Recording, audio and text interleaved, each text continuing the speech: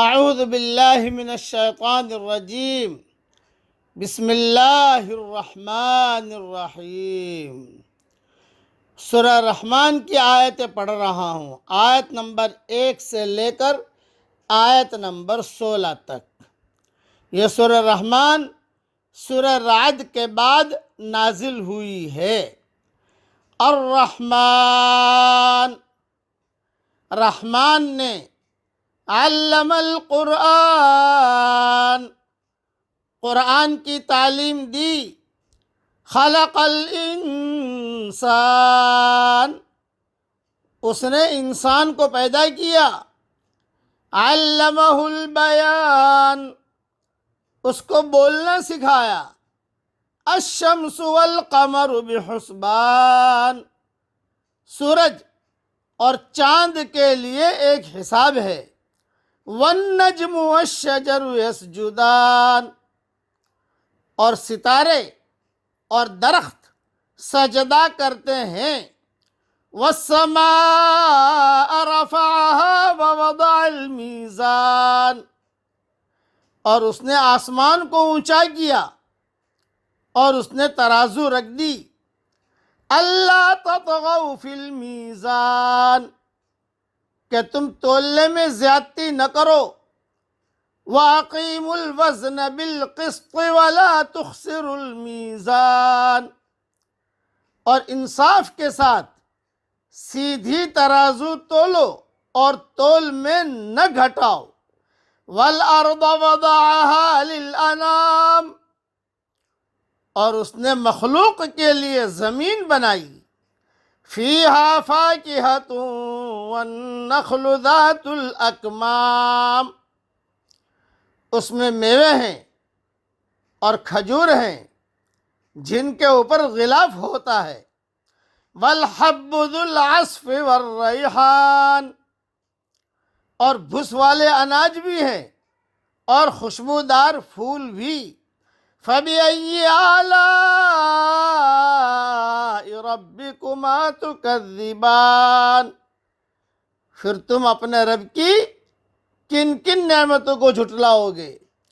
خلق الانسان من صلصال کالفخار، اس نے پیدا کیا انسان کو ٹھیکری کی طرح کھنکھناتی مٹی سے۔ وخلق الجان من مارج من نار، اور اس نے جنات کو آگ کی لپٹ سے پیدا کیا۔ فَبِأَيِّ آلَاءِ رَبِّكُمَا تُكَذِّبَانِ، پھر تم اپنے رب کی کن کن نعمتوں کو جھٹلاؤ گے۔ اس کی مکمل تشریح تو میری تفسیر انشاءاللہ جو آئے گی اس میں دیکھ لینا۔ مختصر اتنا سے سمجھ لیجئے کہ سورہ رحمان کو حضرت محمد صلی اللہ علیہ وسلم نے جناتوں کو پڑھ کر سنائی۔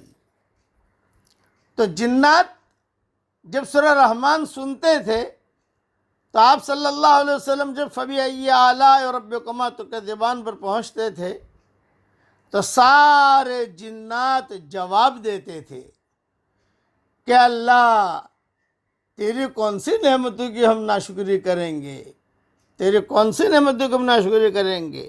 اس لیے کہ اللہ تعالیٰ فرماتے ہیں فَبِأَيِّ آلَاءِ رَبِّكُمَا تُكَذِّبَانِ، پھر تم اپنے رب کی کن کن نعمتوں کو جھٹلاؤ گے۔ جب حضور صلی اللہ علیہ وسلم پورے سورہ رحمان میں جب فَبِأَيِّ آلَاءِ رَبِّكُمَا تُكَذِّبَانِ پر پہنچتے تھے تو سارے جنات مل کر جواب دیتے گا، ارے اللہ آپ کی کون سی نعمتوں کی ہم ناشکری کریں گے، تیرا شکر ہے، تیرا شکر ہے۔ تو آپ بھی پڑھ لیجئے میرے ساتھ، کیونکہ میں انشاءاللہ اللہ چاہے گا تو پوری رحمان کی کا ترجمہ کر لوں گا انشاءاللہ، سورہ رحمان کا کل اسی سے آگے بڑھوں گا انشاءاللہ۔ تو میں جب بھی فَبِأَيِّ آلَاءِ رَبِّكُمَا تُكَذِّبَانِ پر پہنچوں تو یہ جواب دو۔ اب پڑھو میرے ساتھ۔ اے اللہ ہم آپ کی کون سی نعمتوں کو جھٹلائیں گے اور کون سی نعمتوں کی ناشکری کریں گے۔